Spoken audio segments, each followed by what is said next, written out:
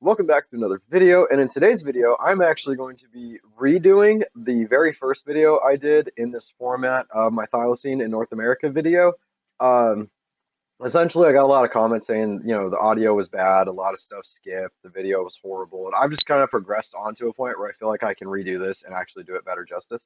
So, that being said, these are all the known thylacine that are documented that we had here in the United States.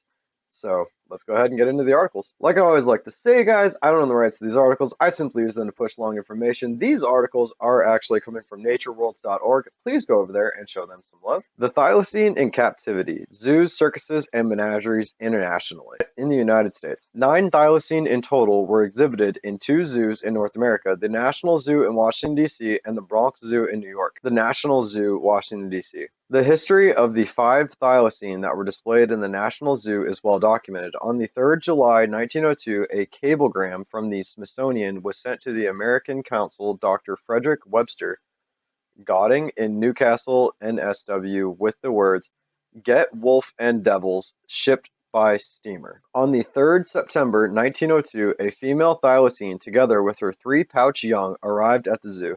They were obtained from the City Park Zoo in Launceston. The artist and naturalist Joseph Gleason painted the family group from life and produced the only known historical painting of a thylacine with young in the pouch. Gleason's painting, or the preparatory drawings for the painting, must have been undertaken virtually as soon as the family group arrived, as one of the pups died on the 12th September 1902 after only 9 days at the zoo. There's right there is actually the video in the slideshow. This is the picture that he painted. The mother of the pups arrived at the zoo in poor condition due to several weeks of confinement in a cramped transportation crate.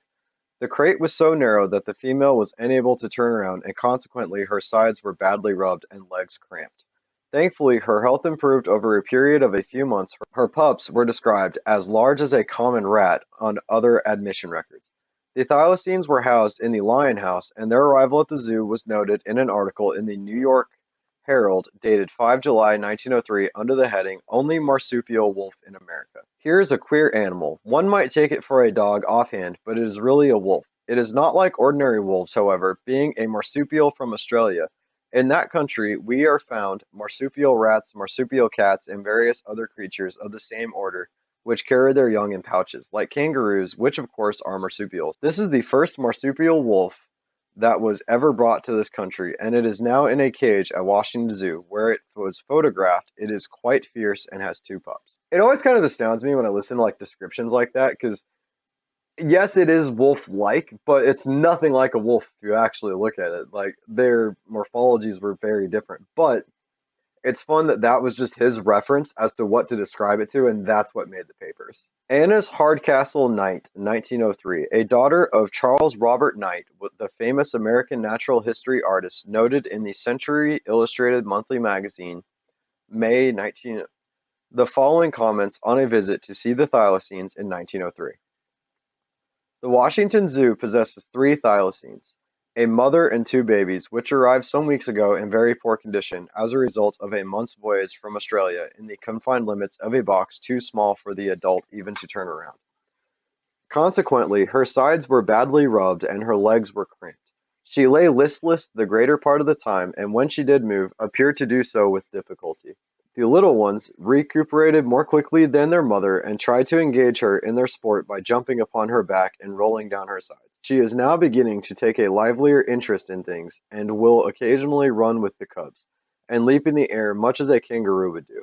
At first, the little ones traveled around in their mother's pouch, sometimes with their heads stuck out, as if they were curiously investigating the country as they went along. They entered it also frequently when feeding, and at such times there was always a scramble for first place. The fun part about that is like their pouches faced backwards, thylacines did, so she would have been walking forwards and just had little heads sticking out like from the back. Though these animals are said to be very vicious, this particular one is perfectly harmless and wholly indifferent to the presence of man. The keeper enters the cage to treat her wounds when she is feeding, and the only notice she takes of him is when stung by the application to walk quietly to the other side of the cage and then return immediately to her food. Her face never assumes the ugly snarl of a wolf, but always bears a blank, stupid expression, from which one might judge the intelligence is of a much lower order than that of the wolf, which is most likely not true. They just probably didn't snarl the way wolves do. They were very intelligent animals. The call is a peculiar coughing sound, which until recognized as a note of affection, gave the keepers grave concern regarding the conditions of her lungs. The sound was easily understood when it was observed that the mother, in giving vent to it, was immediately answered by her cubs. Often when sleeping, she would rouse for a moment, and after making this peculiar cry, listen expectantly until she hears the diminutive counterparts, whereupon she would let fall her head and rest content. When lying in this way, her face towards you, nursing her little ones, she gives the impression of a wolf suckling tiger cubs, as the black stripes on her back in this position are entirely hidden, while shown conspicuously upon the young ones. The mother survived at the zoo until her death on 4 November 1904. Her admission record noted that she was in good health until the summer of 1904, then began to fail and refused food. On July 5, 1905, the zoo received an additional male thylacine from Dr. F. W. Gooding, once again sourced from the City Park Zoo in Launceston. The young male was introduced to the female pup from the original litter after just a few weeks, and they appeared to be getting on well. As an unrelated pair, one can assume that the zoo was hoping for a successful pairing that might have resulted in young. Initially, they were kept separate at feeding times and during the night to save any potential confrontation, but as the curator W. H. Blackburn noted in the Daily Report of Animal Department dated 7th October 1905, the male attacked the female on the morning of the 6th October and inflicted damage to her ear and face. The young male died on October 3, 1909, followed some 10 days later on the 13th October 1909 by the female pup from the original litter, thus ending the zoo's 7-year history of thylacine displays. The remains of all of the thylacine exhibited in the National Zoo are now within the Smithsonian's Museum Natural History collection. It's actually kind of really sad when you think about it that they didn't successfully manage to, breed them in captivity. From what I'm understanding, it was probably really hard to get them to breed in captivity, and they just weren't as good at things like that as we are in today's age. And also it's just like it's sad in the other sense that like thylacines probably could have been saved had anyone actually cared enough to do it in their homeland. Like obviously we were trying to breed them in America, and they were probably trying to breed them in zoos in other places around the world as well. But like this overall conservation work just wasn't there. No one cared enough to actually want to do it until it was just straight up too late. So let's go ahead and get into the next article. This is at the Bronx Zoo. The Bronx Zoo in New York City exhibited a total of 4 thylacine between 1902 and 1919, with the fifth that died in transit. So also here in these articles, there's actually a list of the thylacine they had and who they were captured by. I'm not going to go through those. I don't know if I did in the original video either, but in these ones, I'm just going to let you guys go look it up for yourselves. The first of the Bronx Zoo's 4 thylacine were obtained from Karl Hagenbeck, the famous German animal dealer, arriving at the zoos on the 17th December 1902. A photograph of the young male taken shortly after its arrival is shown below. And this is the image of the male. The zoo's second thylacine, also a male, was transited through London before its arrival in New York on the 26th January 1912.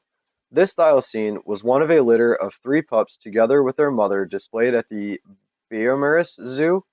From July 1909, the family group was photographed by Williamson in January of 1910, with the Bronx male at the far left of the photograph. The zoo's third thylacine, a male, arrived at the zoo on 7th November 1916 in poor condition and died several days later on the 13th November. This thylacine, together with a female, arrived safely in North America from Sydney aboard the SS Niagara. The ship docked in Victoria, carrying a consignment of marsupials, birds, and reptiles for the animal dealers Ellis Joseph. Unfortunately, the female thylacine died in transit on her journey between Canada and New York. The arrival of Joseph's consignment in Canada is noted in the article entitled Interesting Animals at Victoria, British Columbia, Canada. On the 24th of August of this year, the SS Niagara of the New Zealand Steamship Company brought over a large and varied collection of specimens from Sydney, Australia, consisting of 93 species of mammals, birds, and reptiles. The property of Mr. Ellis S. Joseph, a cosmopolitan collector of wide experience and much ability. As this collection arrived from Australia, we naturally gave the marsupials our first consideration.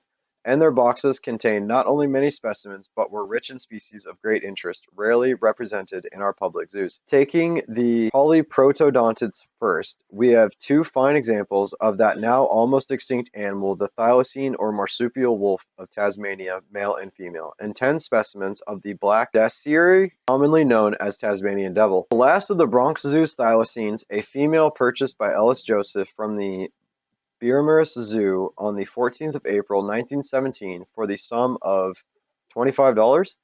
The animal was then resold to the Bronx Zoo, arriving on the 14th July, 1917. It died on the 13th September, 1919.